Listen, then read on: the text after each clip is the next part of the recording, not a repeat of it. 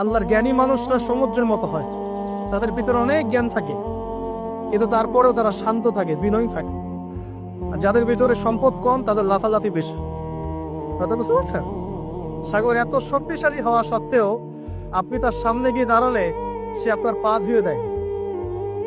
আল্লাহ বিনয়ী মানুষ এমনই হয়, অনেক শক্তিশালী হওয়া সত্ত্বেও, সম্পদশালী হওয়া সত্ত্বেও তারা আপনার পা ধুয়ে দিক।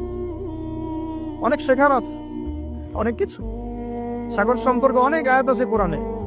যখন সাগরে নৌযান চলাচল করে, তখন আল্লাহ পাক যদি ঝড় ঝাপটা দেন, প্রাকৃতিক কোনো বিপর্যয় দেন, তাহলে মানুষ মুখলেস ভাবে আল্লাহকে ডাকা শুরু করে।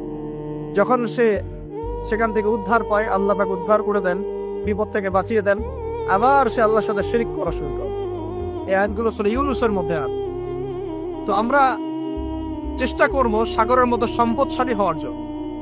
সম্পদশালী ভিতর থেকে, ভিতরে সম্পদ থাকবে, যেমন ভিতরে জ্ঞান থাকবে, কিন্তু বাইরে বিনয়ী ভাব থাকবে।